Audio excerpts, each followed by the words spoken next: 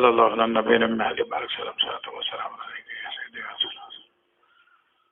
تو پہلی بحث تو انہوں نے کی تھی کہ عادت کس طرح ثابت ہوتی ہے، تو اس کی چند مثالیں آپ کو دے دی.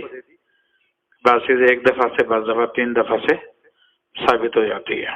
پھر دوسری بحث انہوں نے کی ہے کہ عادت کا اعتبار کب ہوتا ہے. ٹھیک ہے نا؟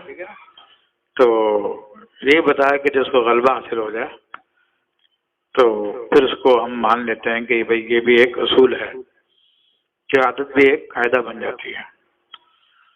تو اب اس کی مختلف مثالیں انہوں نے پیش کی ہے جو ان کے زمانے کے اعتبار سے تھی. کچھ ہم نے اپنے زمانے کے اعتبار سے اس میں چند ایک باتیں ڈسکس کی.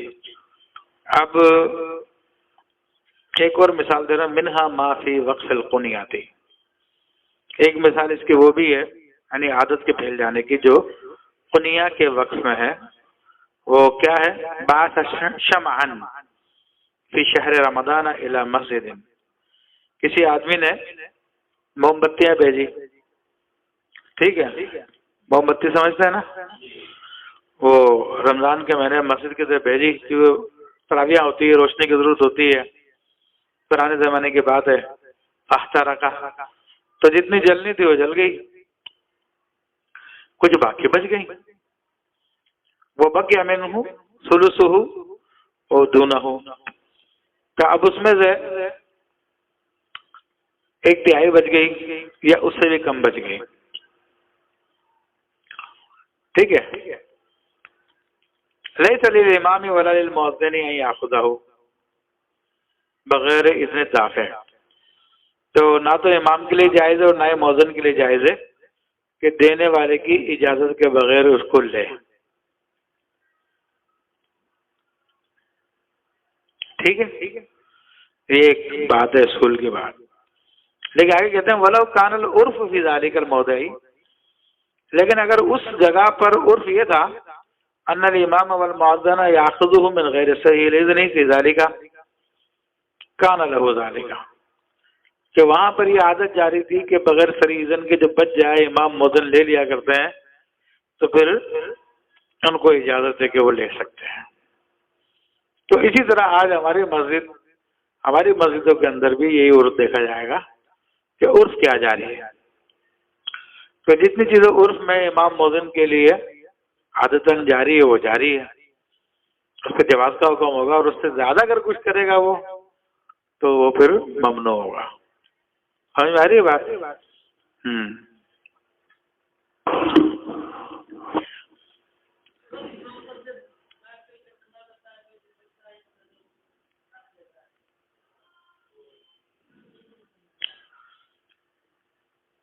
اس کے حوالے سے دیکھو ہمارے یہاں پہ تو ایسا عرف نہیں ہے کہ چندہ محفل کے لیے کیا جائے پھر بندہ رکھ لے، بلکہ اس کو یہ کہتے ہیں کہ بھئی کھا گیا ہے یہ پیسے.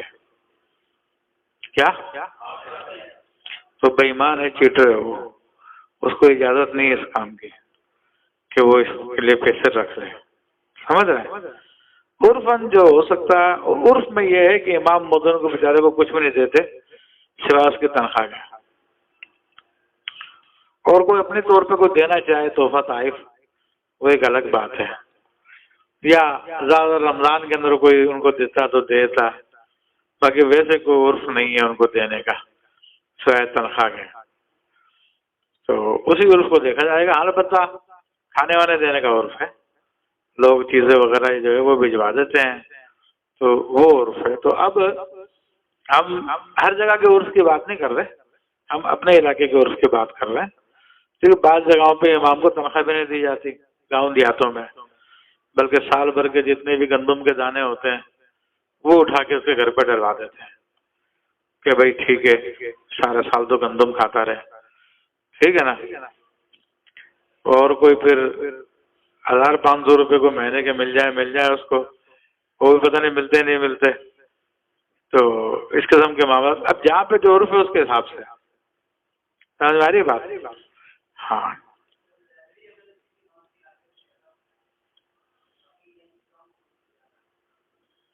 بہرحال جو ہے مسجد وغیرہ کمیٹی وغیرہ وہ کرتے ہیں تو ٹھیک ہے، جائز ہے. کوئی امام مسجد کی، مؤذن کی، خادمین کی، 3000 لوگوں کی تنخواہ پوری دنیا میں کم ہے، لیکن اگر کہیں زیادہ ہوتی ہے تو اس میں اچھی بات میں اضافہ ہے، ٹھیک ہے، اچھا کام ہے اور زیادہ ہونا چاہیے، سب جگہوں پہ ہونا چاہیے، ٹھیک ہے نا، لیکن غبن فاحش نہ ہو۔ غبن فاحش وہ ہوتا ہے کہ جو بالکل ہٹ گئے ہو زمانے سے، اس کو کہا جاتا ہے غبن فاحش۔ اب مسجد کا چندہ اتنا ہوتا نہیں، اس سے زیادہ امام کی تنخواہ، یا ہوتا بھی چندہ بھی کافی ہے، لیکن اب امام کتنا ٹائم دیتا ہے اس کے حساب سے اس کی تنخواہ وہ دیکھا جائے تو بہت زیادہ ہوتی ہے، اور عام جو دیگر لوگ جو کام کر رہے تو ان کی اتنی نیت اتنی اس کی ہے، جیسے کہ بعض لوگ اپنا پرسنل بزنس بناتے ہیں مسجد اور مدرسے کو، خود اپنا ذاتی مسجد اور مدرسہ کھول لیتے ہیں، ان کا مقصد بھی یہی ہوتا، اور اپنے تنخواہیں پھر وہ لگاتے ہیں 1 لاکھ روپیہ، 1.5 لاکھ روپیہ، 2 لاکھ روپیہ، اس طرح سے وہ تنخواہیں لگا لیتے ہیں۔ جیسے یہاں پہ ایک عورت تھی دعوت اسلامی آ رہی تھی، پھر وہ اپنا کام کرنے لگی، مبلغہ بڑی زبردست تھی گلشن اقبال میں، اور اس نے اپنے تنخواہ پہ 2-2.5 لاکھ روپے لگائی ہوئی تھی، کہ بہت پارٹیاں اس کے ہاتھ میں تھی، بہت پیسہ جمع کرتی تھی، وہ اپنے شوہر کو ڈرائیور لگایا ہوا گاڑی کے اوپر، تو اس کی تنخواہ 1.25 لاکھ روپے لگائی ہوئی ہے، تو اس طرح سے بڑی وہ، تو یہ سارے کے سارے کھانے پینے کے طریقے ہوتے ہیں، ٹھیک ہے نا۔ اسی طرح عام طور پہ جو مولوی لوگ ہوتے ہیں تو ان میں نسل یہ سلسلہ چلتا ہے، تو وہ باپ سوچتا ہے، کوئی مولوی ہوتا ہے اپنے بیٹے کو کیا بزنس کرا کے دوں، تو وہ کہیں سے جگہ مانگ کے پھر اس کے اور مسجد کی تعمیر شروع کرا دیتا ہے، وہ کو پتا ہے جتنا چندہ کرتا رہے گا تھوڑا تھوڑا لگاتے رہیں گے، باقی گھر چلتا رہے گا، اور اسی طرح پوری زندگی پھر ان کی اسی کام میں گزر جاتی ہے۔ جس نے بنانے کے لیے لوگوں سے چندے کی اپیلیں کی تھی اس میں سے بھی کھاتا رہا، پھر جب مسجد بن گئی اس میں بھی کھاتا رہا، پھر اس کے بعد اپنے بزنس کو بڑھاتے ہیں، اور پھر اس طرح سے تو یہ بھی پورا ایک بزنس لوگوں نے بنا کے اپنے اچھا اس کے اندر کیا، اس کے اندر بھی بڑی اندھی ہوتی ہے، کیونکہ اس میں خود ہی کمیٹی ہوتا ہے، وہ خود ہی سب کچھ ہوتا ہے، کتنا چندہ آیا کتنا نہیں آیا کوئی پوچھ بھی نہیں سکتا اس سے، کیا پوچھ بھی نہیں سکتا اس سے کہ کتنا آیا کتنا خرچ ہو گیا کتنا لگایا آپ نے۔ ہاں یہ ہے کہ وہ اپنا کام چلاتا رہتا ہے جیسے تیسے کر کے، تو بہرحال یہ ناجائز ہوتے ہیں۔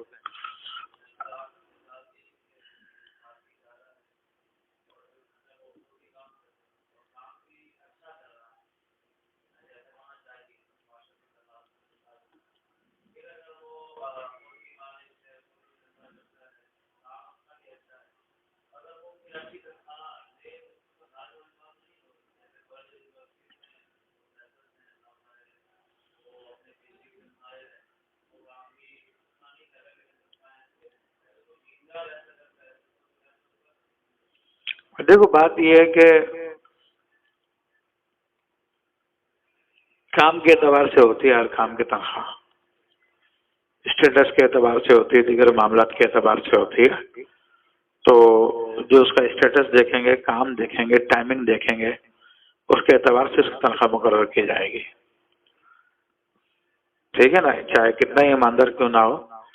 تو جیسے کہ میں نے ابھی مثال دی تھی ایک خاتون کی، تو ان کی اپنی اندھی لگی ہوئی تھی، کوئی پوچھنے والا نہیں تھا۔ اب کون سی یونیورسٹی کے پروفیسر کی تنخواہ 2.5 لاکھ ہوتی ہے؟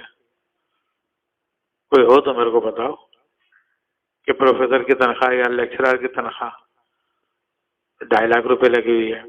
پاکستان سے باہر کی ہم بات نہیں کر رہے، پاکستان میں رہتے ہوئے یہاں پہ لیکچرر کی تنخواہ ہارڈلی عام طور پہ 20-25 ہزار روپے، 30 ہزار روپے، 40 ہزار روپے، 50 ہزار روپے، یہ عام طور پہ ہوتی ہے جو لیکچر، بلکہ ہم تو میں خود لیکچرر رہ چکا ہوں، شیخ زید اسلامک یونیورسٹی کے اندر پڑھا چکا ہوں میں، تو فی پیریڈ آپ کو 500 روپے دیتے ہیں، کبھی آپ کو 600 روپے، کبھی 1000 روپے دیتے ہیں، ٹھیک ہے نا، اس سے زیادہ نہیں ہوتا میرا خیال. 1500 دے دے گا. 1500 بھی دے دو تو آپ اس کے پیریڈ لگاؤ ہفتے میں. اس کو یہ نہیں کہ روزانہ اس کو 7 پیریڈ ملتے ہیں, روزانہ اس کو 2 پیریڈ ملیں گے, 3 پیریڈ ملیں گے. اس کے حساب کتاب سے آپ لگا لو مہینے کی کتنی بن رہی ہے تنخواہ. ہاں وہ جو سینئر ہو جاتا پھر اس کے اندر بھی اتنی نہیں بنتی تنخواہ. وہ ان کی اپنے معیار ہے سینئرٹی کے, قابلیت کے, دیگر چیزوں کے. تو یہاں پہ تو کوئی معیار بھی نہیں ہوتا. تو ان سب چیزوں کو مد نظر رکھ کے دیکھا جائے گا کہ کام کیا کر رہا ہے, کتنا ٹائم دے رہا, اور اس کے حساب سے پھر اس کی تنخواہ وغیرہ مقرر کی جائے گی.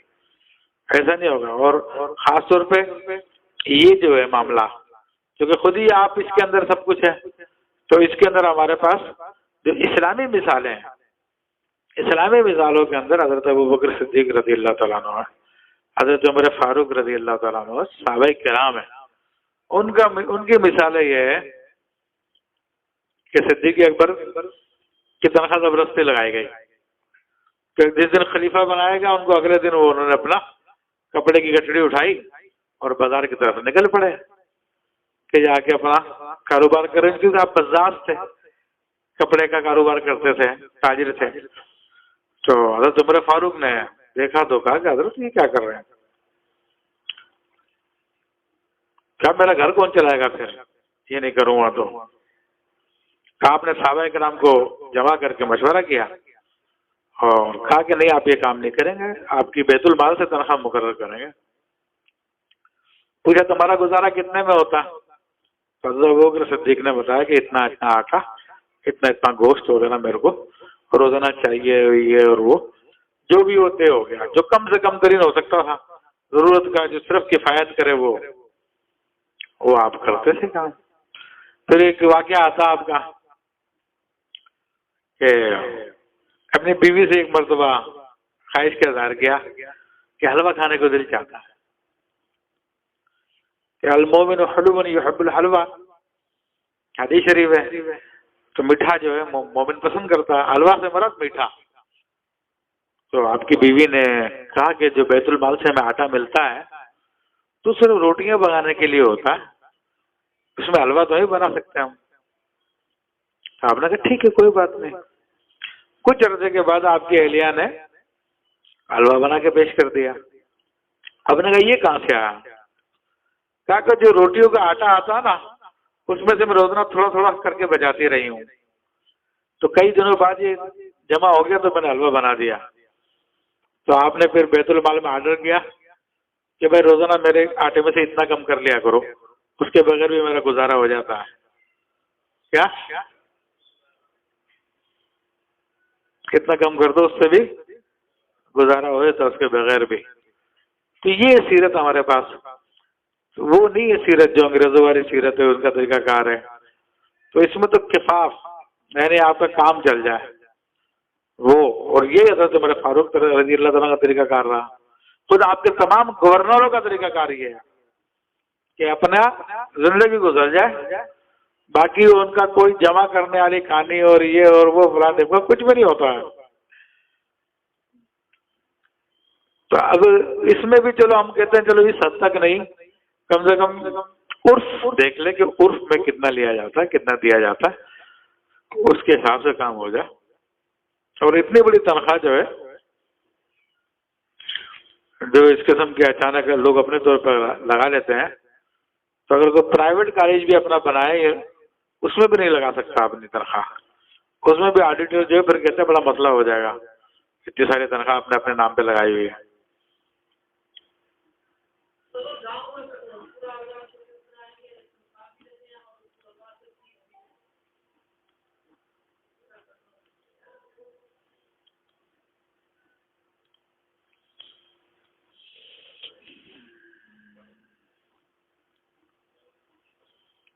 یا تو یہ تنخواہ بہت کم ہوگی اس وجہ سے لیتے ہوں گے,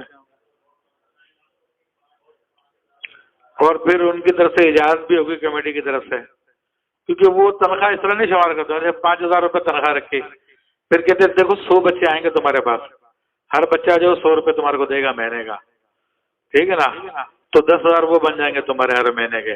5,000 یہ تمہاری تنخواہ 15,000 روپے بن رہی ہے, تو وہ ان کے عرف میں شامل ہوتا. ٹھیک ہے نا. ہاں تو وہ بھی تنخواہ کا حصہ شمار کرتے ہیں. تو آگے دیکھیں وَمِنَ الْبَطَالَةُ فِي الْمَدَارِسِ، اور اسی قسم سے ہے مدارس میں چھٹیاں. ٹھیک ہے نا. تو آپ کتنے دن کی چھٹی کر سکتے ہیں؟ تو کہتے ہیں کہ ایام الاعیاد، عیدوں کے دن، تو سال میں 2 عیدیں. اور یوم عاشورہ، تو عاشورے کی ایک چھٹی.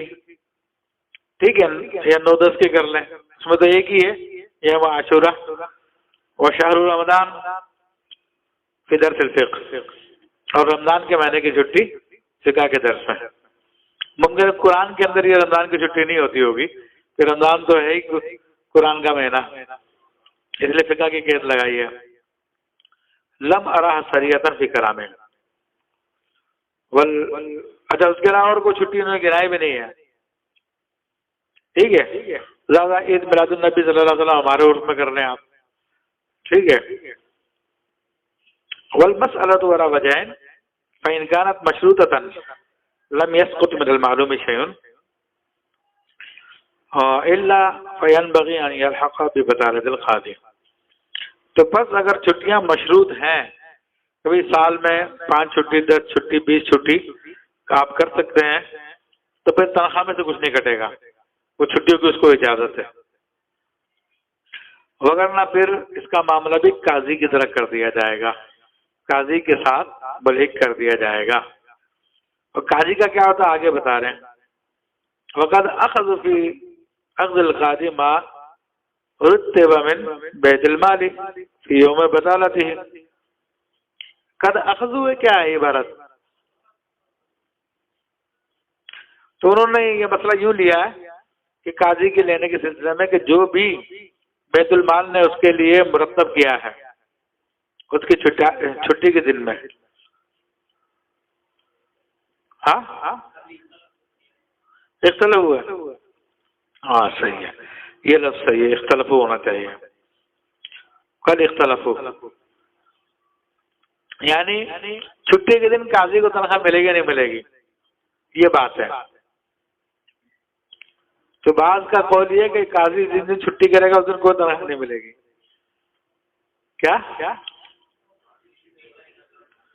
کوئی تنخواہ نہیں ملے گی.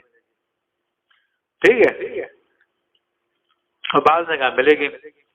فقال فی المحیط، محیط میں فرمائے انہ یاخذ فی یوم البطالۃ. محیط نے کہا کہ آنے چھٹی کے دن کی بھی تنخواہ لے گا. کیوں لے گا؟ کام تو کر نہیں رہا.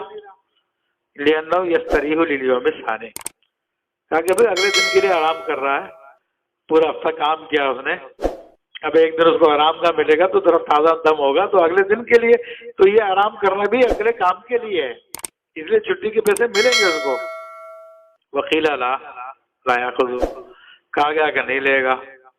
ٹھیک ہے، یہ قول بھی ہے لیکن قیلہ کے ساتھ ہے. وفی المنیت القاضی یستحق الکفایۃ من بیت المال. اچھا قاضی کو تنخواہ کتنی ملنی چاہیے؟ یہ آج کل کے جو ہمارے لٹیرے جج بیٹھے ہوئے ہیں انگریزوں کے ایجنٹ، ان کی تنخواہ پتہ ہے کتنی ہوتی ہے؟ کتنی 4-5 لاکھ نہیں ہوتی یار، زیادہ ہی ہوتی ہے میرے خیال میں. ابے 4-5 لاکھ تو ان کی پینشن ملتی ہے ہر مہینے کی. کیا؟ ہاں وہ 4-5 لاکھ تو ان کی پینشن بنتی ہے ریٹائر ہونے کے بعد، نوکری ختم کرنے کے بعد ہر مہینے جو ان کے گھر پہ جاتی ہے. یہ ان ظالموں کی بہت ہے، اس کی صدر سے بھی زیادہ میرا خیال. ہاں یہ بہت ہی ہے، حرام خور ہے جو قوم کا خون چوس رہے ہیں یہ لوگ. تو لیکن یہاں پر کیا یہ صحیح الکفایہ تھا، گھر کا کام چل جائے بس اتنی کافی ہے. جیسے صدیق اکبر کا میں نے بتایا، من بیت المال فی یوم البطالۃ فی الاصح واختار فی منظومۃ ابن وہبان وقال انہ الازہر فینبغی ان یکون کذالک فی المدارس. تو مدارس میں بھی ایسا ہونا چاہیے کہ مدارس میں جو چھٹی کرتے اس کی تنخواہ ملے گی نہیں ملے گی؟ تو کہہ رہے ہیں کہ ہاں ملنی چاہیے. لأن یوم البطالۃ للاستراحۃ، کہ مدارس میں جو جمعے کی چھٹی ہوتی ہے وہ آرام کے لیے ہوتی ہے. اور فی الحقیقت ہی، لیکن حقیقت میں کیا ہے وہ یکون للمطالعۃ والتحریر عند ذی الہمۃ، ہمت والوں کے نزدیک وہ چھٹی کا دن جو مطالعے کا دن ہوتا ہے اور تحریر کا دن ہوتا ہے، اس میں لکھتے ہیں اپنا، کیوں پورے ہفتے تو ٹائم نہیں ملتا، ابھی چھٹی کا دن ملتا تو اس کے اندر یہ پھر کام کرتے ہیں، تصنیفات کرتے ہیں، دیگر معاملات کرتے ہیں. ٹھیک ہے، ابھی یہ تھی چیز. اور ہمارے یہاں پہ چھٹی کے دن کو مزے میں گزارتے ہیں، کہتے ہیں آج سونے کا موقع ملا ہے، آج سونے سے میرے کو. ایسے پورے مہینے پورے ہفتے حل چلاتا رہا، کھیتی باڑی کرتا رہا، آج اس کو آرام کا موقع ملا. ہم نے تو ایسے ہی گزارا الحمدللہ، جیسے یہ لکھا نا انہوں نے. یہ عبارت تو اس ٹائم نہیں پڑھی تھی، لیکن ہوتا یہ تھا کہ جب چھٹی کا دن آتا ہے نا تو میں لائبریری جا کر 2-3 کتابیں ایشو کرا لیا کرتا تھا، اور اپنا ٹاسک بنا لیا کرتا تھا کہ یار یہ 2 دن چھٹی کے مل رہے ہیں تو یہ بس ان کتابوں کو ختم کرنا ہے، پڑھنا ہے. تو پھر وہ ٹھگا ٹھگ پڑھتے رہتے ہیں الحمدللہ. تو شاید اسلامک سینٹر میں جس زمانے میں تھا تو اس زمانے میں شاید مجھ سے زیادہ کسی نے کتابیں نہیں پڑھی ہوگی وہاں کی لائبریری میں. 10,000 کے قریب کتابیں ان کے پاس، بڑی لائبریری ہے.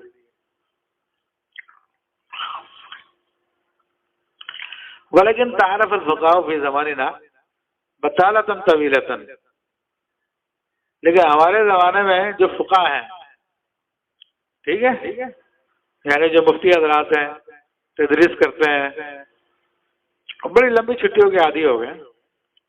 کتنی لمبی؟ عدت الى انصار الغالب البطالۃ، یہاں تک کہ اب غالباً چھٹیاں ہی ہوتی ہے. وہ ایام التدریسی قلیلۃ، اور تدریس کے دن کم ہوتے ہیں. ٹھیک ہے، اب کیا جیسے اپنے حساب کیا جائے. ٹھیک ہے، ہماری چھٹیاں کب سے شروع ہوتی ہے؟ 15 شعبان سے لے کے 15 شوال تک. کتنے ہیں؟ 2 مہینے نکل گئے. 2 مہینے یہ نکل گئے. اچھا جی، 1 سال کے اندر 52 جمعے ہوتے ہیں 1 سال میں. تو اس کے اندر آپ 8 اور لگا دو چھٹیاں تو 2 مہینے یہ بن جائیں گے. 4 مہینے چھٹیوں کے ہو گئے، سمجھ رہے ہو. پھر اس کے بعد وہ جو باقی چھٹیاں ہوتی ہیں، 14 اگست کی آ گئی ہے جناب، یا مدرسے میں 14 اگست کے نہیں کرتے بعض جگہوں پہ، لیکن عاشورے کی، ٹھیک ہے، عید میلاد النبی کی، ٹھیک ہے، کتنے ہوگی؟ پھر 11ویں شریف کی، 5 امام احمد رضا کی،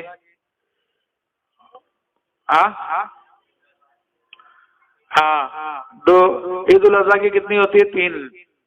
کتنی ہو گئی؟ 9 یہ ہو گئی. اور عید الفطر تو اس میں چلے گئی، 9 یہ ہو گئی. تو کتنے ہو گئے؟ تقریباً 4 مہینے تو ہو گئی. بہرحال 27 رجب کی ہے، ٹھیک ہے نا. ہاں وہ 2 لگا لی اس میں ہم نے، ٹھیک ہے.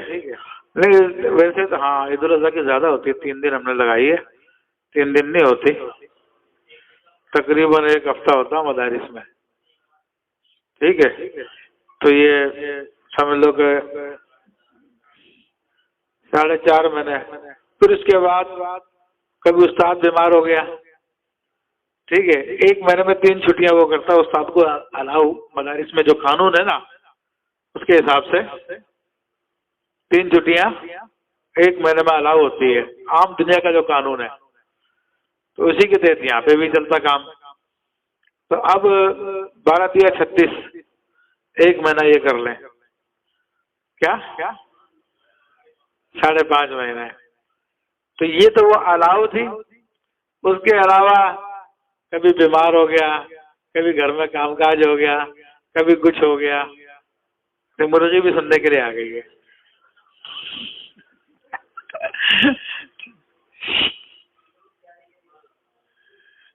بولے میں بھی فقیر بن جاؤں، اتنی چھٹیاں ملے گی۔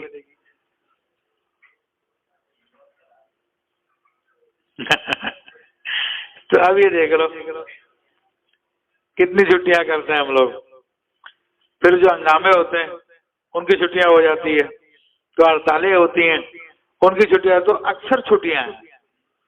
کتنے اکثر چھٹیاں ہیں، یہ دیکھ لو آپ، یعنی کوئی میں الگ کوئی خواب کی باتیں تو نہیں کر رہا نا، یہی جو حقیقت میں وہی باتیں کر رہے ہیں نا ہم۔ تو اکثر چھٹیاں، پڑھائی کم ہے یا برابر ہو جائے گی۔ وایام تدریج قلیلۃ، پھر انہی پڑھائی کے دنوں کے اندر میں بھی جناب کچھ بزم ہو گیا، کوئی پروگرام ہو گیا، کبھی یہ ہو گیا، کبھی قرآن خوانی ہوگی، کبھی فلانا ہو گیا، کبھی ڈمکا ہو گیا۔ یہ تو وہ مدرسہ ہے جس کے منظم مدرسے ہیں جو قانون کے تحت چلتے ہیں، اور جو لوگوں کے پرائیویٹ ہیں ان کے اندر کیا اندھی ہوتی ہے۔ ٹھیک ہے، تو کہہ رہے ہیں کہ یہاں تک کہ تدریس کے ایام قلیل ہو گئے ہیں۔ وہ بعض المدرسین یتقدم فی اخذ المعلوم علی غیرہ، اچھا بعض مدرسین جو ہے وہ تنخواہ لینے کے اندر جو نا لوگ دوسرے لوگوں سے آگے بڑھ کے آتے ہیں۔ کیا کہتے ہیں کہ ہمیں تنخواہ دو، آگے بڑھ چڑھ کے تنخواہ لیتے ہیں، کہہ رہے ہیں یتقدم فی اخذ المعلوم علی غیرہ، اور اس پہ دلیل کیا دیتے ہیں؟ محتجن، دلیل دیتے ہوئے بأن المدرس من شاعر کہ مدرس جو شاعر اسلام میں سے، مدرس اسلام میں سے، مستدلن، اور کیوں اپنے آپ کو شاعر اسلام میں سے کہتا؟ ٹھیک ہے، اس سے جو حاوی قدسی میں ہے، مستدلن بما فی حاوی القدسی، وہ کیا ہے؟ مع انما فی حاوی القدسی انما ہوا فی المدرس للمدرسۃ، حالانکہ حاوی قدسی میں جو کچھ کہا گیا ہے وہ مدرسے کے مدرس کے لیے کہا گیا ہے، مسجد کے مدرس کے لیے نہیں کہا گیا۔ کیا مسجد کے مدرس کی الگ حیثیت ہے اور مدرسے کے مدرس کی الگ حیثیت ہے، ٹھیک ہے۔ لا فی کل مدرس فخرج مدرس المسجد کما ہوا فی مصر، تو یہ عبارت جو حاوی قدسی میں ہے وہ مدرسے کے مسجد کے مدرس کے بارے میں نہیں ہے۔ کیوں نہیں ہے؟ دونوں میں کیا فرق ہے؟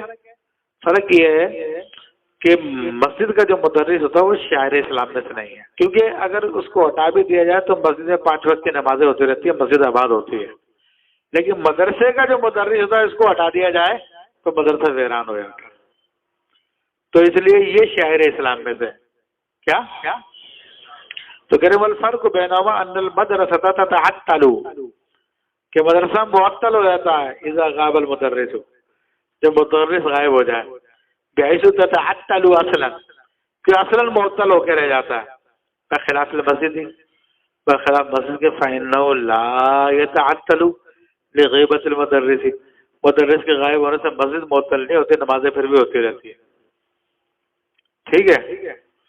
اب آگے اس کے متعلق بحث کل دیکھیں گے۔